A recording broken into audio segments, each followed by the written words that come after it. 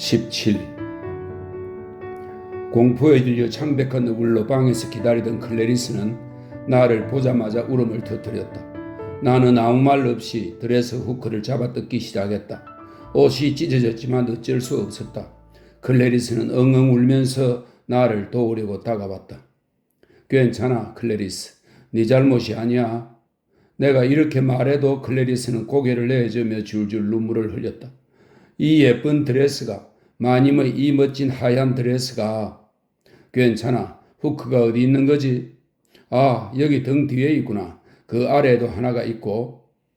클래리스는 흐느끼면서 떨리는 손으로 후크를 벗기려 했지만 잘 될 리가 없었다. 차라리 내가 잡아 뜯는 편이 나을 것 같았다.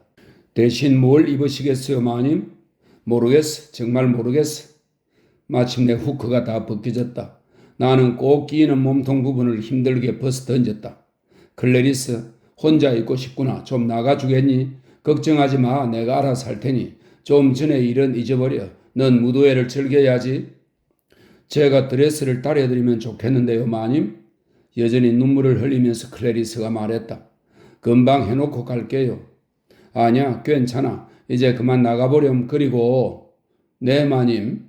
좀 전에 있었던 일은 아무한테도 말하면 안 돼. 그럴게요. 클래리스는 대답과 함께 또다시 울음을 터뜨렸다. 남들한테 그런 모습을 보여서는 안 돼. 어서 너 방으로 가서 얼굴을 씻도록 해. 그렇게 울 일은 아니란다. 그런 일은 아니야. 누군가 문을 두드렸다. 클래리스가 흠칫 놀란 시선을 내게 던졌다. 누구세요? 내가 물었다. 문이 열리더니 비어트리스가 들어왔다. 아라풍의 옷에 손목에서는 팔찌가 쩔렁거리는 기묘한 옷차림 그대로였다. 옳게 이를 어째? 비어트리스는 두 팔을 내게 내밀었다. 클래리스는 슬쩍 방에서 나갔다. 나는 갑자기 극도의 피로감을 느꼈다. 침대에 앉아 팔을 올리고 가발을 벗기 시작했다. 비어트리스는 나를 보며 서 있었다. 괜찮아, 옳게. 얼굴이 새하얗게 됐어. 조명 때문이에요. 이런 빛 아래서는 누구나 창백한 법이죠. 몇 분 동안 좀 쉬어. 그럼 괜찮아질 거야. 내가 물 한 잔 가져오지. 비어트리스가 화장실로 들어가 물을 가지고 나왔다. 움직일 때마다 팔찌가 쩔렁쩔렁 소리를 냈다. 나는 물 마시고 싶은 생각이 조금도 없었지만 비어트리스를 생각해서 한 모금 마셨다. 수도꼭지에서 막 받은 것이라 미지근했다. 잠시 털어놨다가 받았어야 하는데 말이다. 이건 정말 끔찍한 실수일 뿐이야. 옳게는 아무것도 몰랐으니까. 하긴 어떻게 알았겠어? 뭘 몰랐다는 거죠?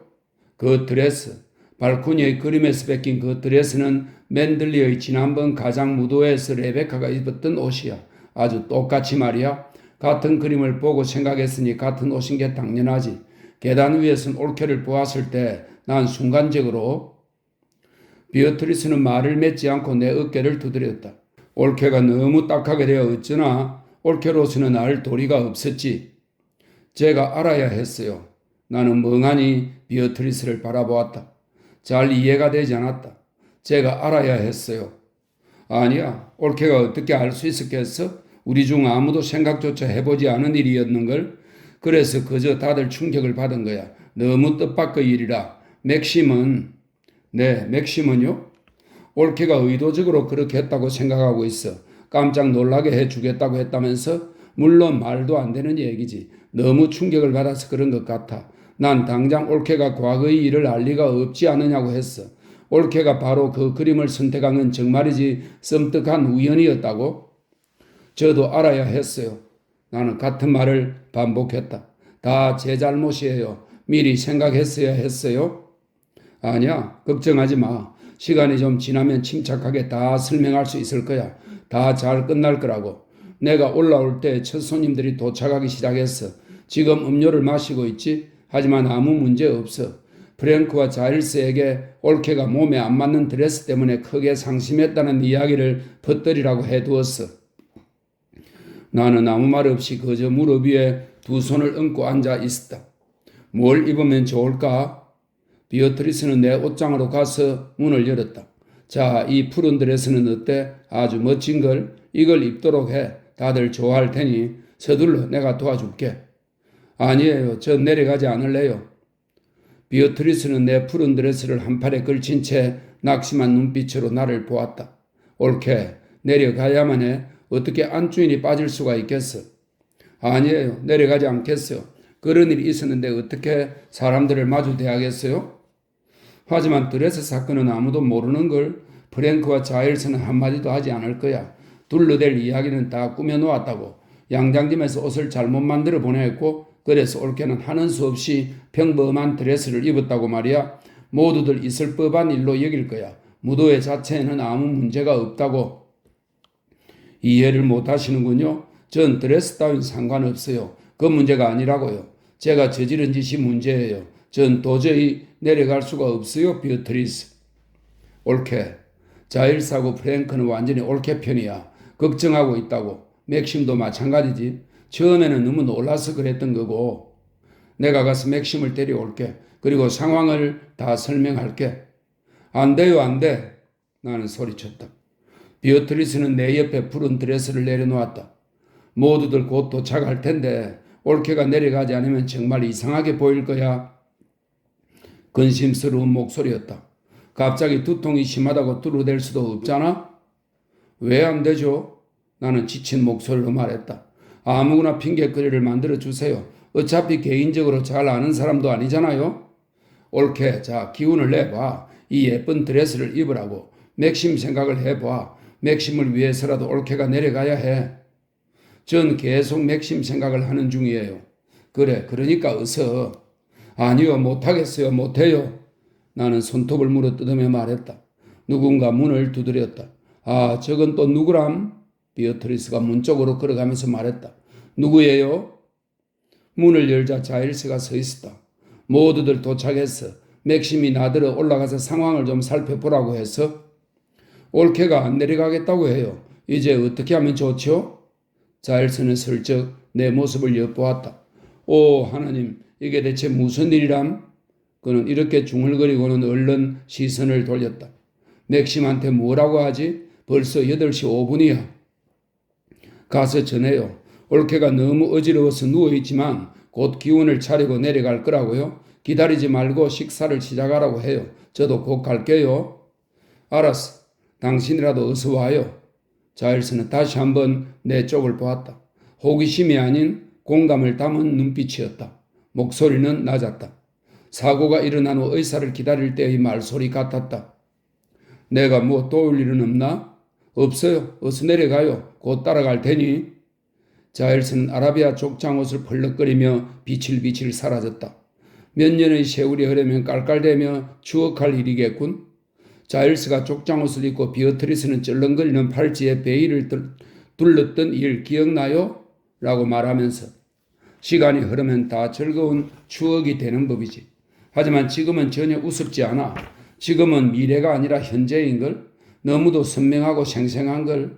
나는 오리털 이불 솔기에서 빠져나온 깃털 하나를 뽑았다. 브랜디 좀 마시겠어? 비어트리스가 물었다. 네덜란드 방식이긴 하지만 브랜드를 마시면 기운이 나기도 한다더군. 아니요, 아무것도 안 마실래요. 난 이제 내려가 봐야 해. 다들 식사 시간을 기다리고 있다니까. 혼자 두고 가도 괜찮겠어? 그럼요. 고마워요, 비어트리스. 고맙단 소리 하지 마. 해줄 수 있는 게 아무것도 없는 걸. 비어트리스는 재빨리 화장대 앞으로 가서 얼굴에 분을 두드렸다. 꼴이 말이 아니군. 저 베일이 말썽이라니까. 하지만 어쩔 수 없지. 비어트리스는 옷자락 스치는 소리를 내며 방을 나섰고 등 뒤로 문을 닫았다. 내가 내려가지 않겠다고 고집을 부리대는 통에 비어트리스의 동정심이 사그라진 모양이었다. 나는 꽁무니를 빼고 만 것이다. 비어트리스는 이해 못할 것이다. 나와는 다른 신분에 속해 있으니 그런 사람들에게는 자존심이 있다. 나와는 다르다. 비어트리스가 나 같은 일을 겪었다면 아마 벌써 다른 옷으로 갈아입고 내려가 손님들을 맞았으리라. 자일스 옆에 서서 미소 지으며 악수를 했으리라. 난 그렇게 할 수 없었다. 내게는 자존심이 없으니까. 신분이 다르니까. 맥심의 하얗게 질린 얼굴 위로 불타는 듯 번쩍이던 눈빛이 그 뒤로 멍하니 서있던 자일스와 비어트리스, 프랭크의 모습이 계속 눈앞에 어른거렸다. 나는 침대에서 일어나 창가로 가서 바깥을 내다보았다. 정원사들이 장미정원의 조명에 혹시라도 문제가 없는지 확인하는 중이었다. 연푸른 하늘을 배경으로 선홍색 저녁 구름이 서쪽으로 흘러갔다. 어두워지면 조명이 밝혀질 것이었다. 바깥에 나오고 싶은 사람들을 위해 장미정원에도 테이블과 의자를 가져다 놓았다. 장미 향기가 느껴졌다. 정원사들이 웃으면서 이야기를 주고받았다. 이쪽 전구가 나갔는 걸 전구 하나 갖다 주겠어? 파란 전구여야 해, 빌. 그는 전구를 제자리에 끼워 넣었다. 그리고 즐거운 듯 유행가를 휘파람으로 불었다. 그날 밤 홀 위쪽의 악사들도 같은 곡을 연주할지 모를 일이었다. 다 됐군. 이제 문제 없어. 테라스로 가서 전체 조명을 한번 보자고. 여전히 휘파람을 불면서 남자들이 모퉁이를 돌아 사라졌다. 내가 저 정원사들 중 한 명이라면 얼마나 좋을까. 조금 후면 그 남자들은 모자를 젖혀 쓰고 주머니에 손을 넣은 채 저택으로 속속 도착하는 자동차를 구경하겠지. 영지에서 온 다른 사람들과 어울려 테라스 한쪽에 차려진 긴 식탁에서 음료를 집어 마실 거야? 옛날이랑 아주 똑같군, 안 그래? 이렇게 말하면서 옆에 선 친구는 담배를 뻐끔거리며 고개를 젓겠지. 아니, 새로운 부인은 예전의 더윈터 부인과는 전혀 다른 걸. 옆에 있던 여자들도 맞아, 정말 그래 라며 맞장구를 칠 것이다. 한데 새 섹시는 오늘 대체 어디 있는 거지? 테라스에는 한 번도 안 나왔잖아. 나도 모르겠어. 나도 못 봤으니. 돌아가신 더윈터 부인은 여기저기 다 다니며 인사를 하셨는데. 맞아, 그랬었지. 여자 하나가 고개를 갸웃거리며 말을 꺼내리라. 새 섹시는 무도회장에 아예 나타나지도 않았다고 하던걸? 에이, 말도 안 돼. 정말이라니까. 하인 하나가 그랬어. 더윈터 부인이 계속 2층 자기 방에 틀어박혀 있다고. 하녀가 뭘 잘못했나? 아니면 몸이 아픈가? 아니야, 화가 나서 그랬다는군. 드레스가 되었다나 봐. 한바탕 웃음이 지나간 뒤 누군가 말하겠지. 그런 일이 있을 수 있나? 주인어른에게는 참으로 유감스럽게 되었는걸? 난 어째 믿을 수가 없는걸? 어쩌면 다 꾸며낸 얘기일지도 몰라. 사실이라고 해도 다들 그렇게 말하고 있으니. 옆에서 옆으로 계속 말이 전해진다. 미소, 찡긋하는 눈짓, 어깨를 들썩거리는 움직임. 한 무리에서 또 다른 무리로 결국은 테라스에 나가 있거나 잔디밭을 거니는 모두에게 퍼져나간다. 내 방 창문 아래 장미정원에 앉은 남녀 역시 그 얘기를 나누리라. 내가 들은 얘기가 맞을까? 무슨 얘기를 들었는데? 부인한테 실제로는 아무 일도 없대. 다만 한바탕 싸움이 있었나 봐. 그래서 안 내려온 거라고. 정말? 눈썹을 치켜 세우는 표정, 길게 늘어지는 탄성. 어쩐지 이상했어. 그렇지 않아? 아무 이유 없이 극심한 두통이 찾아오지는 않는 법이라고. 다 꾸며낸 이야기야. 그래서 그런지 더윈터씨 표정이 어두웠어. 내가 보기에도 그랬어. 안 그래도 결혼 생활이 썩 순탄치 못하다는 얘기를 들은 적이 있어. 정말? 벌써 몇 사람이 그러던 걸 더윈터씨는 자기가 큰 실수를 저질렀다고 생각하기 시작했다나 봐. 지금 부인은 그야말로 별 볼 일 없는 사람이잖아. 지금 부인이 그렇다는 얘기는 들었어. 대체 어디 출신인데? 어디 출신도 아니야. 남프랑스에서 우연히 데려왔다지. 누굴 돌봐주는 일을 했다나? 원 세상에. 그에 비하면 레베카는. 나는 텅 빈 의자들을 꼴똘히 바라보았다. 진홍색 하늘이 회색으로 바뀌어갔다. 저녁 별도 나타났다. 장미정원 뒤쪽 숲에서는 밤이 오기 전에 새들이 마지막으로 날아다니느라 바스락 소리를 냈다. 갈매기 한 마리가 하늘을 가로질러 날았다. 나는 창가에서 물러나 다시 침대로 돌아왔다. 흰 드레스를 집어들었다. 포장 종이와 함께 상자에 넣었다. 가발도 상자에 넣었다. 선반에서 휴대용 소형 다리미를 찾기 시작했다. 몬테카를로에서 베노프 부인의 옷을 다릴 때 사용하던 다리미였다. 다리미는 오랫동안 입은 적 없는 양털 위독과 함께 뒤쪽에 처박혀 있었다. 다행히 어느 전압에나 꽂을 수 있는 다리미였다. 나는 비어트리스가 골라준 푸른 드레스를 천천히 다리기 시작했다. 몬테카를로에서 베노프 부인의 드레스를 다릴 때처럼 기계적으로 아무 생각 없이 말이다. 다림질을 마친 후 나는 다시 옷을 침대에 놓았다. 흰 드레스를 입느라 했던 화장을 지우고 머리를 빗고 손을 씻었다. 푸른 드레스를 입고 어울리는 신발도 찾아 신었다. 다시 예전의 나로 베노프 부인과 호텔 로비로 내려가는 시절로 돌아간 것 같았다. 방문을 열고 복도로 나섰다. 쥐 죽은 듯 고요했다. 무도회가 열린다고는 도무지 생각하기 어려울 정도였다. 나는 가만가만 복도를 지나 모퉁이를 돌았다. 서쪽으로 이어지는 문은 닫혀 있었다. 아직까지도 아무 소리도 들리지 않았다. 발코니 옆의 아치형 복도와 계단에 이르렀을 때야 식당 쪽에서 웅성웅성 이야기하는 소리가 들려왔다. 아직 모두 식사 중이었다. 홀은 텅 비어 있었다. 발코니도 빙글보면 악사들까지 다 먹고 있는 모양이었다. 악사들에게는 어디서 어떻게 식사를 대접하는 거지? 프랭크나 댄버스 부인이 알아서 했으리라. 내가 서 있는 곳에서 발코니에 걸린 캐롤라인 드윈트 초상화가 보였다. 이마 위로 늘어진 곱슬머리와 입술에 머금은 미소가 눈에 들어왔다. 내가 찾아갔던 날 주교 부인이 했던 말이 떠올랐다. 온통 하얗게 입고 검은 머리를 늘어뜨렸던 레베카의 모습을 절대 잊을 수 없다고 했었다. 그 말을 진작 기억해야 했다. 발코니에 놓인 악기들, 보면대, 커다란 북 따위가 기묘하게 보였다. 누군가 의자에 손수건을 놔두었다. 나는 난간 위로 몸을 굽히고 아래쪽 홀을 내려다보았다. 조금 있으면 저 큰 홀이 사람으로 가득 차겠지. 맥심은 계단 아래 서서 손님들과 악수를 할 거야. 주교 부인이 말한 대로 말이다. 사람들의 목소리가 천장에 다 울리고 내가 선 이 발코니에서 악단이 연주를 할 것이다. 바이올린 연주자는 음악에 맞춰 몸을 흔들며 미소 지으리라. 지금과는 전혀 다른 분위기가 될 것이다. 발코니에 설치한 무대가 삐걱 소리를 냈다. 나는 뒤돌아 발코니를 바라보았다. 좀 전처럼 텅 비어 있었다. 한 줄기 바람이 얼굴을 스쳤다. 복도의 어느 창문이 열려 있는 모양이었다. 식당에서는 계속 웅성거리는 소리가 났다. 내가 움직이지도 않았는데 왜 무대가 삐걱 소리를 냈을까? 의아했다. 온도가 높아 나무늘이 팽창한 것일까? 또다시 바람이 불었다. 보면대의 악보 한 장이 바닥으로 떨어졌다. 나는 아치형 복도로 고개를 돌렸다. 바람은 거기서 불어오는 것이었다. 아치형 복도 아래를 지나 긴 복도로 가보았더니 서쪽으로 통하는 문이 바람 때문에 열려 앞뒤로 덜컹거리고 있었다. 문 안으로 들여다 보이는 서쪽 복도는 불빛 하나 없이 캄캄했다. 열린 창문은 그 안쪽에 있었다. 벽을 더듬어 보았지만 스위치를 찾을 수 없었다. 그래도 복도 구석의 창에서 커튼이 앞뒤로 흔들리는 걸 알 수 있었다. 저녁의 회색 빛이 바닥에 묘한 그림자를 그렸다. 열린 창을 통해 파도 소리가 들려왔다. 조약돌 해변을 떠나는 썰물 소리였다.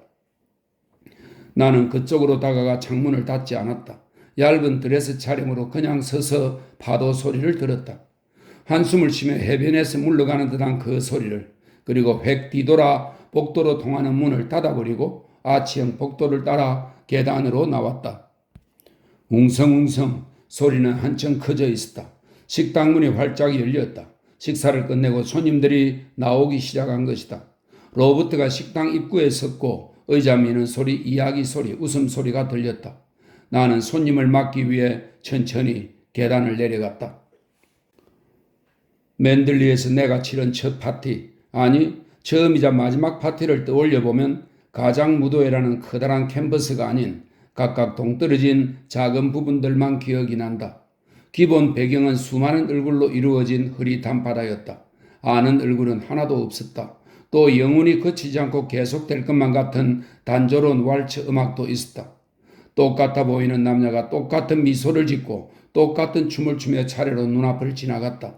계단 아래에 맥심과 나란히 서서 늦게 도착한 손님들을 환영하는 내 눈에는 다들 보이지 않는 줄에 끌려 팔다리를 움직이고 빙빙 도는 꼭두각시 같았다. 우선 기억나는 것은 무도회가 끝난 뒤로 두 번 다시 만난 적 없는 이름 모를 어느 부인이다. 심을 넣어 부풀린 진홍빛 드레스 차림이었는데 17세기인지 아니면 18세기나 19세기인지는 몰라도 하여튼 지나간 한 시절을 흉내내려 한 모양이었다. 그 부인이 내 앞을 스쳐 갈 때마다 우연찮게도 왈츠의 한 단락이 끝나 무릎을 굽히며 인사하는 순서가 되었고 부인은 내 쪽을 돌아보며 미소 짓고 인사했다. 같은 일이 자꾸 되풀이 되자 그게 당연한 것처럼 여겨졌다. 마치 대형 유람선 여행에서 산책 때마다 같은 사람을 만나게 되면 이번에도 중간쯤에서 다시 만나겠거니 생각하는 것처럼 지금도 그 부인의 모습이 눈에 선하다. 툭 튀어나온 치아, 광대뼈 훨씬 위에 찍어놓은 애교점, 그날 저녁을 충분히 즐기는 듯 행복한, 그러면서도 공허한 미소. 나중에 식탁 근처에서 다시 보았을 때 부인은 날카로운 눈길로 어떤 음식이 있는지 살피고 접시 위에 연어와 바닷가재를 높이 쌓아 올린 후 구석으로 갔다. 아, 그런 부인도 있다. 마리 앙뚜아네트인지 넬 귀인인지. 이 넬 귀인은 17세기 영국의 여배우이고 찰스 2세의 총비였습니다. 넬 귀인인지 혹은 두 사람을 섞은 것인지는 몰라도 무시무시한 자줏빛 드레스를 차려입은 부인은 샴페인에 살짝 취한 탓에 평소보다 더 높은 톤으로 쉴 새 없이 감탄사를 섞어 넣으며 떠들어대고 있었다. 오늘 이 무도회에서 감사 인사를 받아야 할 사람은 더윈터 부부가 아니라 바로 나라고요. 얼음 그릇을 떨어뜨리던 로버트의 모습도 기억난다. 임시로 고용한 사람들이 아니라 바로 로버트가 그런 실수를 저질렀다는 것을 알았을 때 프리스가 지었던 표정도 난 로버트 곁으로 가서 말해주고 싶었다. 너희 기분을 알아. 이해할 수 있어. 난 너보다 더 끔찍한 일을 겪었거든. 이라고. 눈빛은 서글프더라도 안간힘을 다해 미소 짓던 느낌도 생생하다. 다정한 비어트리스는 파트너의 팔에 안겨 춤을 추면서도 내게 연신 고개를 끄덕이며 용기를 불어넣으려고 애썼지. 손목에서는 팔찌가 쩔렁거리고 베일은 뜨거워진 이마에서 계속 미끄러졌다. 기운을 짜내 자일스와 함께 온 방을 돌아다니며 춤추던 내 모습도 보인다. 걱정하는 빛이 그대로 드러나는 선량한 눈으로 내게 다가온 자일스를 거절하기는 어려웠다. 하지만 수많은 사람들 사이로 나를 이끌며 춤추는 것은 말 한 마리를 끌고 다니는 것만큼 힘들었을 것이 분명했다. 자일스는 드레스가 정말 예뻐요. 그 옷 때문에 다른 사람들 차림이 다 우스워 보일 정도인걸요? 라고 말해주었다. 그건 내가 준비했던 옷을 못 입어 실망했으리라고, 대신 입은 드레스 때문에 신경이 곤두서 있으리라고 생각하는 자일스의 다정한 배려였다. 닭고기와 햄을 접시에 담아 가져다 준 사람은 프랭크였다. 하지만 나는 단 한 입도 먹을 수가 없었다. 그가 건넨 샴페인도 마실 수 없었다. 드셔야 합니다. 먹고 기운을 내야지요. 그는 나지막하게 말했고 나는 미안한 마음에 샴페인을 3모금 마셨다. 한쪽 눈을 가린 검은 안대 때문에 그는 창백하고 어색한 모습이었다. 더 나이 들어 보였고 마치 다른 사람 같았다. 전에는 몰랐던 주름살도 보이는 듯 했다. 프랭크는 손님들 사이를 누비고 다니며 부족한 점은 없는지, 음료며 담배가 제대로 제공되고 있는지 확인했고 괴로움을 참아내는 듯한 특유의 진지한 모습으로 표정 하나 변하지 않은 채 춤을 추었다. 그의 해적 옷차림은 사소한 부분까지 신경 쓴 흔적이 역력했다. 하지만 머리에 쓴 붉은 손수건 아래로 부풀려 놓은 구레나룻은 왠지 서글픈 느낌이었다. 혼자 사는 집의 황량한 침실 거울 앞에 서서 손가락으로 구레나룻을 구부리는 모습이 떠올랐다. 그에게 맨들리의 마지막 무도회가 얼마나 싫은 일이었는지 나는 몰랐다. 묻지도 못했다. 악단이 연주를 계속했다. 쌍쌍의 남녀도 계속해서 꼭두가시처럼 앞뒤로 움직이며 넓은 홀을 빙글빙글 돌았다. 그 모습을 지켜보는 것은 내가 아니었다. 피와 살을 가지고 감정을 느끼는 존재가 아니라 사람 모양을 한 허수아비, 미소 짓는 얼굴을 조각해 놓은 나무 토막에 불과했다. 내 옆에 서 있는 사람도 나무 토막이긴 마찬가지였다. 그 얼굴은 가면이었고 미소는 꾸며낸 것에 불과했다. 두 눈은 내가 사랑하는 사람, 내가 아는 사람의 눈이 아니었다. 차갑고 무표정한 그 눈은 내가 들어갈 수 없는, 내가 나누어질 수 없는 고통스러운 지옥을 향하고 있었다. 그는 내게 한마디도 하지 않았다. 내 몸에 손도 대지 않았다. 우리는 주인 부부로 나란히 서 있었지만 함께는 아니었다. 그는 손님들에게 깍듯한 태도를 보였다. 인사 말을 건네고 농담을 던지는가 하면 미소를 짓고 이름을 불렀다. 하지만 그가 하는 말이나 동작 하나하나가 마치 기계의 움직임처럼 자동적이란 건 나밖에 모를 것이다. 우리는 연극에 출연한 배우들 같았다. 그것도 분리된 채 따로따로 연기하는 배우. 알지도 못하고 두 번 다시 보고 싶지도 않은 사람들을 위해 우리 둘은 그 서글픈 거짓 행동을 어떻게든 견뎌내야 했다. 부인의 드레스가 제대로 시간을 맞추지 못했다면서요? 얼굴을 얼룩덜룩하게 칠하고 머리를 길게 따은 선원 복장의 남자 하나가 큰 소리로 웃으면서 장난스럽게 맥심의 갈비뼈 부근을 쿡 찔렀다. 정말 한심한 일이지요. 저 같으면 그 양제사를 고소해버릴 겁니다. 제 안 사람의 사촌도 그런 일을 당했죠. 네, 어이없는 일이죠. 맥심이 대답했다. 좋은 생각이 났어요. 그 남자가 내 쪽을 돌아보며 말한다. 물망초로 분장했다고 하시면 돼요. 그 드레스는 꼭 물망초 색깔이 아닌가요? 어때요, 더윈터 씨? 부인께서 물망초라고 하면 되는 거죠. 정말 멋진 생각 아닌가요? 그는 파트너와 팔짱을 끼고 껄껄 웃으며 물러갔다. 프랭크가 이번에는 레모네이드 잔을 들고 불쑥 나타났다. 괜찮아요. 목 마르지 않아요. 왜 춤을 안 추십니까? 그러시면 이리로 와서 잠시라도 앉으십시오. 저기 테라스 구석자리가 좋겠군요. 다시 진홍빛 드레스의 부인이 나타났다. 이번에는 내게 미소 짓는 걸 잊어버렸다. 저녁을 많이 먹은 후라 그런지 얼굴이 빨갛게 달아올랐다. 그 부인은 파트너의 얼굴을 올려다본다. 파트너는 키가 아주 크고 아주 여윈, 우울한 얼굴을 한 남자다. 귀에 익은 왈츠곡들이 계속 흘러간다. 하나 둘 셋, 하나 둘 셋, 돌고 다시 돌고, 하나 둘 셋, 하나 둘 셋, 돌고 다시 돌고. 진홍빛 드레스의 부인, 초록 드레스의 부인, 이어 베일을 뒤로 젖혀버린 비어트리스, 땀을 뻘뻘 흘리는 자일스, 파트너가 바뀐 선은 복장의 사내가 차례로 지나간다. 누군가 옆에 와 선다. 목둘레에 주름 깃을 달고 검은 벨벳 드레스를 입어 튜더 시대의 인물로 꾸민 처음 보는 부인이다. 언제 우리를 보러 와 주시겠어요? 마치 오랜 친구처럼 그 부인이 말하고 나는 곧 가야지요. 다음에 만나서 날짜를 정할까요? 라고 대답한다. 그렇게 쉽게 자연스럽게 거짓말이 나온다는 것이 신기하다. 정말 멋진 무도회예요. 축하드립니다. 라는 인사말에도 감사합니다. 정말 재미있군요. 라고 술술 대답한다. 런던에서 보내온 드레스가 잘못되었다면서요? 네, 어처구니 없는 일이죠. 양제사들은 다 그래요. 믿을 수가 없죠. 하지만 그 푸른 드레스가 아주 잘 어울리시는걸요. 제 벨벳보다 훨씬 편하겠어요. 두 분이 함께 조만간 저희 집으로 오셔서 저녁을 드셔야 해요. 물론 그래야지요.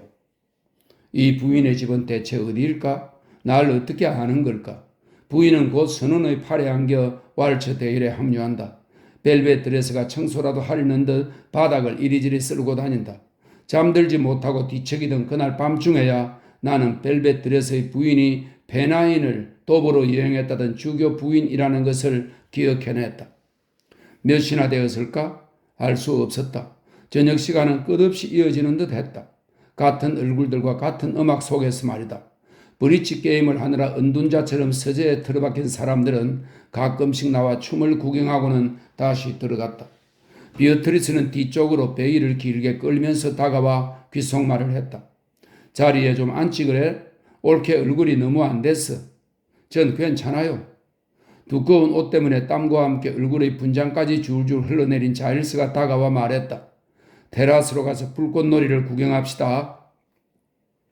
테라스에 서서 로켓이 터지고 떨어지는 바보스러운 광경을 지켜보던 일이 기억난다. 한 구석에는 클래리스가 영지에 쏜 소년들과 어울리고 있었다. 조금 전에 눈물 흘렸던 일은 다 잊은 듯 행복한 얼굴이었고 불발탄이 근처에 떨어질 때마다 깔깔거리며 비명을 질렀다. 서서히 높이 날아오르던 로켓, 폭발, 보석 같은 별들의 번쩍임, 사람들의 탄성, 기쁨의 함성, 박수 소리. 진홍빛 드레스의 부인은 앞으로 나서서 흥분된 얼굴로 로켓 하나하나에 대해 설명해댔다. 오, 정말 아름답군. 이제 저쪽을 봐야 해요. 환상적이야. 아, 저건 터지지 않았어. 조심해요. 우리 쪽으로 떨어지는 걸 대체 일을 어떻게 하는 거야? 브릿지 은둔자들까지도 테라스에 나왔다. 잔디밭이 사람들로 새카맸다. 하나같이 위로 쳐든 얼굴들은 폭죽이 터질 때마다 밝게 빛났다. 또다시 로켓이 화살처럼 날아올랐고 하늘은 붉은 빛과 금빛으로 물들었다. 맨들리가 환상적인 장소로 변했다. 창문들이 회색 벽이 떨어지는 별빛을 받아 빛났다. 마법에 걸린 것만 같았다. 마침내 마지막 폭죽이 터지고 탄성이 잦아들자 밤은 한층 더 무겁고 하늘은 한층 더 어둡게 느껴졌다. 잔디밭과 길에 서 있던 사람들은 삼삼오오 흩어졌다. 테라스에 모였던 손님들은 응접실로 나왔다. 이제 슬슬 무도회를 정리할 때였다. 맥심과 나는 여전히 생기 없는 모습으로 서 있었다. 누군가 샴페인 잔을 건네주었다. 바깥에서 차들이 움직이는 소리가 들렸다. 이제 떠나기 시작했군. 아, 고마워라. 드디어 떠나기 시작했어. 나는 생각했다.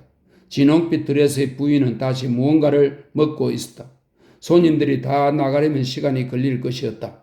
프랭크가 악단에게 신호를 보냈다. 응접실과 홀 사이 현관에 서 있는데 모르는 남자가 말을 걸어왔다. 정말 멋진 무도회였습니다. 네, 그래요.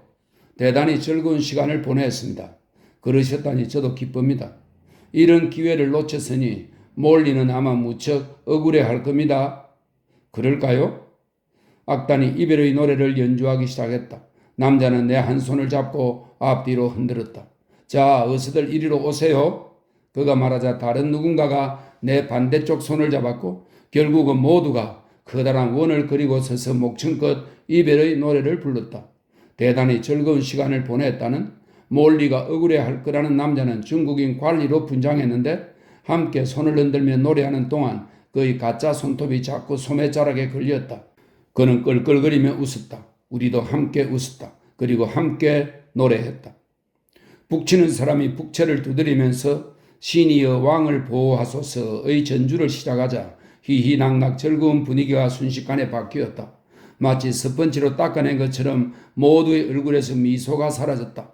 중국인 관리로 분한 남자는 두 손을 옆구리에 붙이고 차렷 자세를 취했다. 나는 흐릿한 머리로 그가 군인인가 보다고 생각했다. 축 늘어진 중국식 콧수염을 붙인 채 엄숙한 표정을 지은 얼굴이 기묘했다. 진홍빛 드레스의 부인도 보였다. 신이여 왕을 보호하소서가 시작될 줄 전혀 몰랐던지 닭고기를 잔뜩 담은 접시를 어쩌지 못하고 교회 흥금하민 양 앞으로 내민 채 서 있었다. 눈 하나 깜빡하지 않았다. 곡이 완전히 끝난 다음에야 그 부인은 긴장을 풀고 닭고기를 공략하기 시작했다. 옆 사람과 이야기를 나누면서 말이다. 누군가 다가와 내 손을 잡았다. 잊지 마세요. 다음 달 14일에 저희 집에서 저녁 먹기로 약속하신 거예요? 아, 그랬나요? 나는 멍한 시선을 보냈다. 네, 비어트리스도 함께 오기로 했어요. 아, 그렇군요. 기대할게요. 8시 30분이에요. 정장을 하시고요. 그럼 그날 뵙죠. 네, 그러시죠. 작별 인사를 위해 사람들이 줄지었었다. 맥심은 방 반대쪽에 서 있었다. 나는 다시 얼굴에 미소를 띄었다. 최고의 밤이었어요. 저도 기쁩니다. 이런 멋진 무도회를 마련해 주셔서 어떻게 감사해야 할지 저도 기쁩니다. 자, 이렇게 저희는 끝까지 남아있었네요. 네, 저도 기쁩니다. 다른 인사말은 없는 걸까? 하나도 떠오르지 않았다. 나는 고개 숙여 인사하며 똑같은 미소를 지었다. 눈은 손님들 뒤쪽에서 맥심의 모습을 찾고 있었다. 맥심은 서재 근처에서 손님들에 둘러싸여 있었다. 비어트리스도 그랬다. 자일스는 응접실의 뷔페 테이블로 사람들을 몰아가는 중이었다. 프랭크는 차 타는 사람들을 전송하러 밖으로 나가고 없었다. 나 역시 낯선 사람들의 포위되어 꼼짝 못할 지경이었다. 안녕히 계세요. 정말 감사합니다. 저도 기쁩니다. 넓은 홀이 서서히 비기 시작했다. 파티가 끝난 공간에 피로한 하루의 그림자가 내려앉았다. 테라스의 불빛이 희미했다. 잔디밭 위로 어선풀의 불꽃 발사대가 보였다. 안녕히 계세요. 대단한 무도회였어요. 저도 기쁩니다. 맥심도 바깥으로 나갔다. 비어트리스는 쩔렁거리는 팔찌를 벗으며 내게 다가왔다. 더 이상은 이 귀찮은 물건을 못 견디겠어. 아, 금방 쓰러질 것 같아. 대체 왜 무도회를 고대했던 거지? 어떻든 대단한 상황이었어. 그랬나요? 옳게. 이제 침대로 가지 그래. 완전히 탈진한 표정이야. 저녁 내내 서 있었잖아. 남자들은 어디 갔지? 손님들 전송하러 바깥에 나갔어요. 난 커피랑 달걀, 베이컨을 좀 먹어야겠어. 옳게는? 아니, 전 못 먹겠어요. 그 푸른 드레스가 아주 잘 어울렸어. 모두들 그러던 걸. 그 일은 아무도 모르니까 걱정할 필요 없고. 네, 내가 옳게라면 내일 아침에는 늦게까지 누워있겠어. 일어나려고 애쓰지 마. 아침도 침대에서 먹고. 그래야 할 것 같아요. 맥심한테 옳게가 뭔지 올라갔다고 말해줄까? 그래 주세요. 그래, 그럼 잘 자. 비어트리스는 가볍게 입을 맞추며 내 어깨를 두드리더니 자리를 떴다. 나는 천천히 한 계단씩 올라갔다. 악사들도 발코니에 불을 끄고 달걀과 베이컨을 먹으러 내려간 후였다. 악보들이 바닥에 흩어졌고 의자 하나가 뒤집혀 있었다. 제뜨리에는 담배꽁초가 가득했다. 파티가 끝난 풍경이었다. 나는 복도를 지나 방으로 갔다. 벌써 날이 밝기 시작했고 새들이 지저귀었다. 옷을 벗으려고 전등을 켤 필요조차 없을 정도였다. 열린 창에서 신선한, 아니 쌀쌀하다고까지 할 만한 바람이 불었다. 바깥을 내다보니 많은 손님들이 장미 정원에 나가 앉았던 것인지 의자들 위치가 다 바뀌어 있었다. 한쪽 테이블에 놓인 쟁반에는 빈 유리컵이 잔뜩이었다. 누군가 의자에 두고 간 가방도 보였다. 나는 방을 어둡게 하려고 커튼을 닫았지만 새벽의 회색빛이 틈새를 뚫고 들어왔다. 침대에 누웠다. 다리가 몹시 쑤셨다. 등도 아팠다. 깨끗한 여의서의 서늘한 감촉이 기분 좋았다. 내 몸처럼 마음도 편안하게 쉬고 잠들었으면 싶었다. 음악 소리가 귓전에서 윙윙거리고 무수한 얼굴들이 파도처럼 움직이는 일 없이 말이다. 손으로 눈을 지그시 눌러보았지만 소용없었다. 맥심은 언제 올라올까? 침대 옆 빈자리는 삭막하고 차가웠다. 곧 아침이 찾아오면 이 방의 벽과 천장, 바닥은 하얗게 밝아지겠지. 새들은 더 크고 즐겁게, 더 신나게 지저귀겠지. 햇살이 커튼 위에 노란 무늬를 그려낼 것이다. 침대 옆에 놓인 시계가 똑딱거렸다. 벌써 분침이 한 바퀴를 거의 다 돌았다. 나는 옆으로 누워 시계바늘을 바라보았다. 1시간이 지나고 새로운 시간이 시작되었다. 하지만 맥심은 오지 않았다.